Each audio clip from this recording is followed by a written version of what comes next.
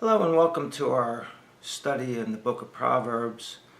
Tonight we're going to start chapter 2 and we're going to look at the benefits of seeking wisdom. This chapter, and we're going to break it up into two parts, but it's six. It's a long poem that's broken down into 6 parts, and it's the first part is an appeal to wisdom, and then it's going to give us 5 blessings that we can have by seeking wisdom. And these 5 blessings are the knowledge of God and His protection. That's in verses 5 through 8. The second is discernment for living. That's in verses 9 through 11. The third is protection from evil men in verses 12 through 15. The fourth is protection from evil women. That's in verses 16 to 19.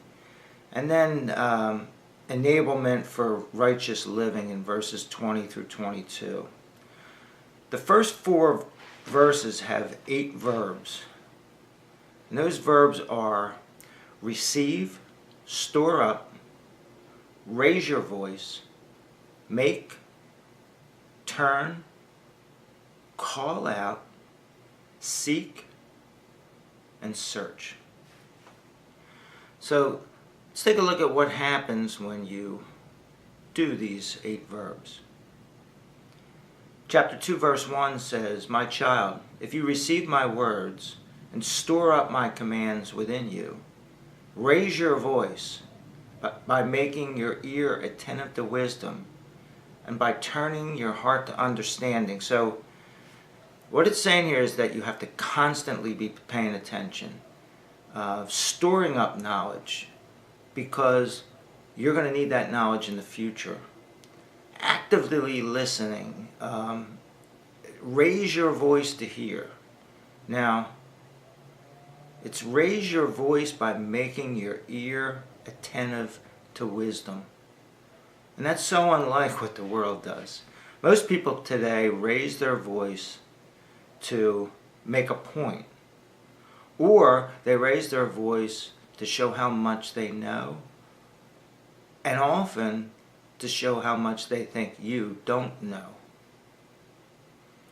Verse 3 says, "Indeed, if you call out for discernment, raise your voice for understanding." And it's just like wisdom crying out in the street. You should be like that, seeking to discern wise counsel, which, if you recall, is the second purpose of this book. I believe there were 5 purposes. That's the second one. Verse 4 says, "If you seek it like silver and search for it like hidden treasure." So go about it like you go about making a living for your family. Be at least that devout to seeking wisdom as you are to seeking money. You know, you go into work and you don't want to let things go past that put your job in jeopardy. Well, wisdom, not having it, puts your life in jeopardy.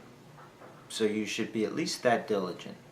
Verse 5, "Then you will understand how to fear the Lord, and you will discover knowledge about God." So if you do these 8 action verbs, if you receive His words, store up His commands, raise your voice for understanding, make your ear attentive to wisdom, turn your heart to understanding, and call out for discernment, seek wisdom, and search for wisdom, then you'll understand how to fear the Lord, and you'll discover knowledge about God. Now, awesome couple things to do. But you have to do these things persistently. And this is what Jesus said about persistence in Luke 11, starting in chapter 11, verse 5. "Suppose one of you has a friend, and you go to him at midnight and say to him, 'Friend, lend me 3 loaves of bread, because a friend of mine has stopped here while on a journey, and I have nothing to set before him.' Then he will reply from inside," because you're not in the house talking to him, you're yelling up there at his window. He'll say, "Do not bother me. The door is already shut, and my children and I are in bed. I cannot get up and give you anything." I tell you, even though the man inside will not get up and give him anything because he is his friend, yet because of the first man's sheer persistence, he will get up and give him whatever he needs. So I tell you, ask and it will be given to you. Seek and you will find. Knock and the door will be open for you. For everyone who asks receives, and the one who seeks finds, and to the one who knocks the door will be opened. And he loves it when we're persistent with him. You know, he said, seek first his kingdom. Like seek, knock.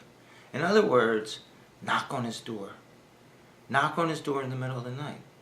If you wake up, can't get back to sleep, sometimes that happens to me, and I'm laying there like thinking about work, thinking about family matters, and it's all of a sudden I go, oh yeah, I know somebody who's up. I know somebody I can talk to. Knock on his door. Then if you're in traffic, stuck in traffic, and that's a perfect time, knock on his door.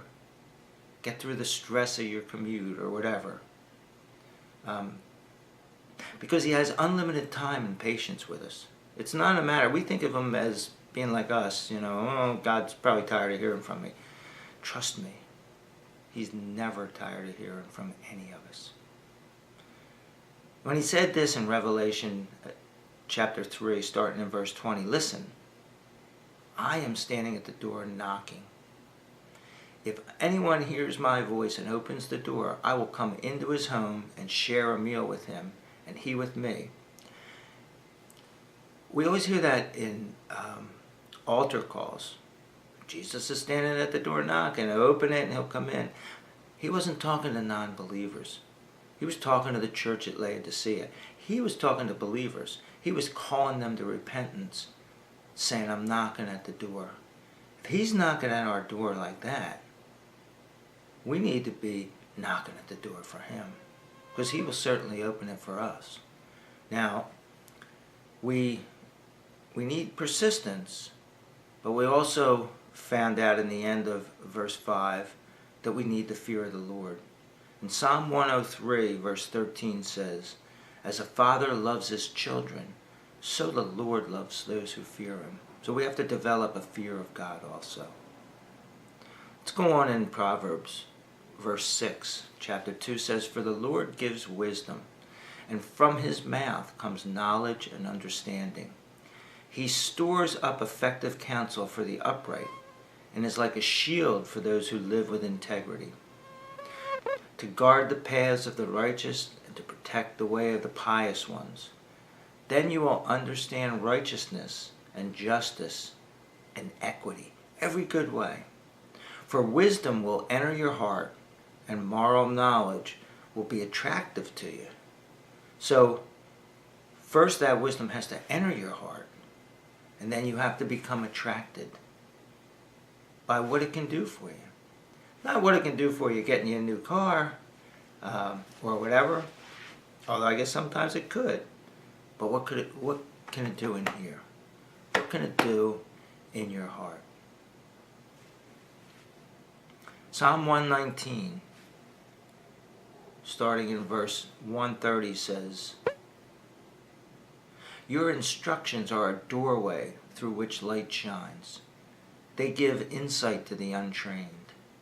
I open my mouth and pant because I long for your commands. Turn toward me and extend mercy to me as you typically do to your loyal followers. Direct my steps by your word. Do not let any sin dominate me. Deliver me from oppressive men so that I can keep your precepts. Smile on your servant. Teach me your statutes. So all the things we've been studying for the last few weeks, all kind of thrown together here in an awesome spiritual salad. Now your homework for next week is to knock on his door every day and ask for wisdom. Now, it can be general, or it can be about a specific situation.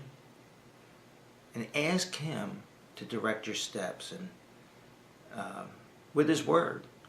And read his word. The way I do it is I pray, and then I read His Word and seek the answer. And what I would do is write down your prayers and what happens because of them. Until next time, God bless you.